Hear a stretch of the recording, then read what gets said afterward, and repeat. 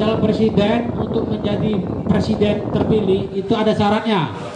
Syaratnya minimal mendapatkan suara 50% lebih suara yang ada, suara sah pada pemilihan tersebut. Jadi kalau ada 3 calon presiden atau 4 calon presiden, kalau dia kurang dari 50% perolehan suaranya, maka akan dilakukan pemilihan presiden tahap kedua atau putaran kedua yang akan dirancangan undang-undang. Itu akan dilaksanakan pada bulan Juni tahun 2024. Jadi pemenang pertama dan pemenang kedua pada tanggal 14 Februari tersebut akan diadu kembali, akan dilakukan pemilihan ulang lagi untuk mendapatkan pemenangnya, yaitu calon presidennya. Nah, seperti itu. Itulah prosesnya. Nanti setelah tanggal pemilihan itu, KPU akan melaksanakan tugasnya, melakukan rekapitulasi secara berjenjang dari PPK, KPU sampai KPU provinsi sampai ke KPU kabupaten kota. Dia berjenjang melakukan proses rekapnya sehingga diketahui siapa pemenangnya. Itu. Maka sudah ketahui siapa pemenangnya akan ditetapkan melalui keputusan KPU sebagai calon presiden terpilih. Nah, ketika sudah calon presiden terpilih, maka KPU akan bersurat ke presiden, kemudian presiden akan bersurat ke MPR untuk ditetapkan, untuk dilantik, atau calon presiden tadi mengucapkan sumpah dan janjinya di hadapan anggota Majelis Permusyawaratan Rakyat atau MPR, seperti itu. Jadi presiden itu nggak dilantik, enggak. Presiden itu dia tidak dilantik, tapi dia mengucapkan sumpah dan janjinya selaku presiden atau calon presiden di hadapan MPR, seperti itu. Jadi dia bersumpah atas agama yang dianut di hadapan MPR untuk memegang amanah sebagai presiden. Nah, itu alurnya. Kemudian tadi seperti itu, sudah ya, tujuan pemilu dan pemilihan clear ya. Nah, ini sistem demokrasi kita, sistem pemilu. Ya, saya jelaskan juga sistem pemilu yang ada di Indonesia. Nah, sistem pemilu kan banyak di dunia, di negara-negara ini berbeda-beda, antara negara A, negara B, negara C, itu berbeda-beda semua sistem pemilihannya. Di Amerika itu pemilihannya sudah modern. Dia pemilihan langsung tapi melalui perwakilan atau namanya token tadi. Jadi perwakilan masyarakat dia memilih presidennya. Atau kalau dulu secara langsung juga, jadi dia milih dulu perwakilan, sudah itu perwakilan memilih presidennya. Atau namanya token tadi.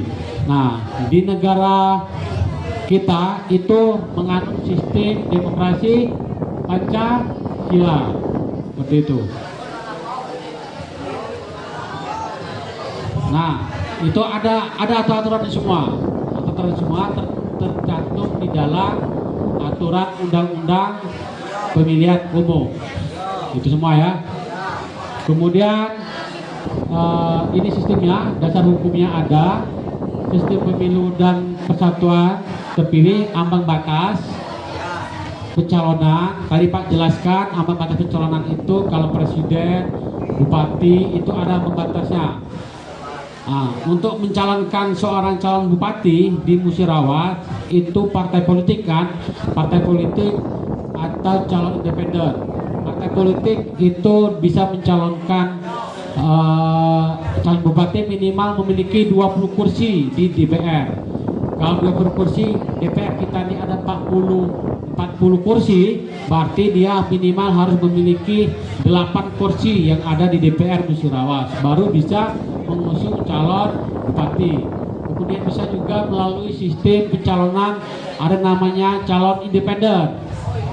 Jadi masyarakat atau komunitas masyarakat yang ingin mencalonkan bupati atau gubernur tidak bisa mencalonkan melewat partai politik, dia bisa mencalonkan lewat calon independen. Jadi dia nanti akan mengumpulkan KTP dan syarat dukungan dari masyarakat. Nanti KPU akan menetapkan syarat minimal dukungan calon. Kalau di tahun 2020 kemarin, KPU Musirawas menetapkan syarat calon dukungan perseorangan tersebut minimal memiliki 24.000 lebih, 2.400 pemilih atau dukungan minimalnya. Nah, kalau kurang dari itu maka tidak bisa. Kemarin kita ada dua bakal calon dari jalur perseorangan yang mendaftar ke KPU untuk menjadi peserta pemilihan, tapi kedua-duanya tidak memenuhi persyaratan yang disyaratkan oleh KPU sehingga gagal menjadi peserta pemilihan. Akhirnya KPU membuka sesi kedua pencalonan melalui partai politik, maka didapatkanlah 2 calon kepala daerah kemarin itu. Jadi sekali calon ya langsung jadi seperti itu. Sampai sekarang terpilihlah bupati kita yang sekarang. Proses kepala daerah terus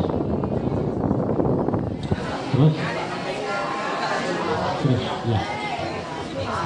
Nah, ini saya akan jelaskan struktur kelembagaan KPU yang ada di Indonesia.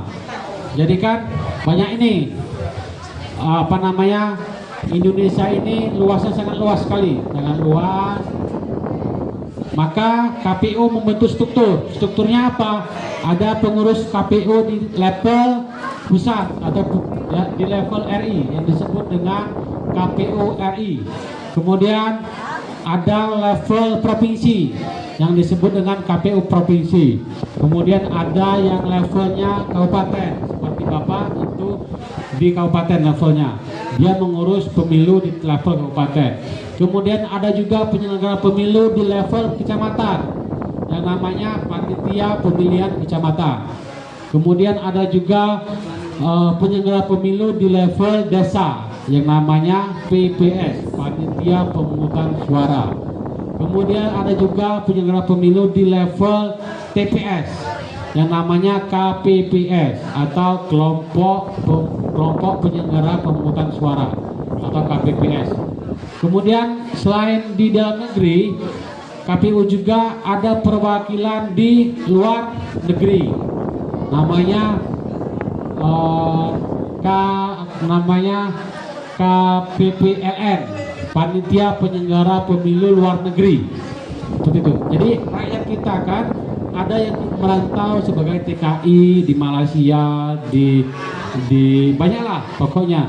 Nah, itu ada juga penyelenggara pemilu yang di negara-negara tersebut yang tugasnya menghimpun hak suara masyarakat di negara-negara tersebut untuk memilih presiden dan memilih DPR RI. Jadi seperti itu. Itu ada namanya PPLN. Seperti itu ya. Nah, selain KPU, kita juga diawasi oleh namanya Bawaslu, Badan Pengawas Pemilihan Umum. Dia mengawasi KPU, juga mengawasi peserta pemilu, namanya Bawaslu. Kemudian ada juga namanya DKPP, Dewan Kehormatan Penyelenggara Pemilu. Jadi kita juga sebagai penyelenggara pemilu, baik itu komisionernya maupun stafnya seperti Bapak Yansa ini, juga diawasi etikanya juga diawasi. Kalau dia bersalah, melakukan kesalahan, maka akan disidang oleh namanya DKPP, Dewan Kehormatan Penyelenggara Pemilu.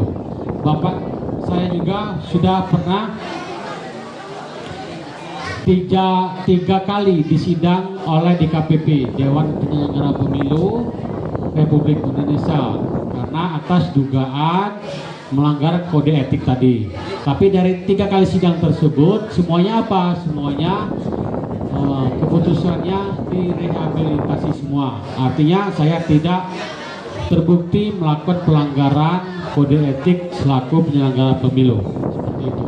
Karena kita ini tugasnya sebagai wasit dari peserta pemilu, maka resiko-resiko itu sudah kita perhitungkan, sudah menjadi perhitungan kita bahwasanya kalau ada orang tidak puas kepada pemilu, peserta penyelenggara pemilu, maka dia akan melakukan upaya-upaya hukum, baik itu di Mahkamah Konstitusi maupun di KPP, seperti itu.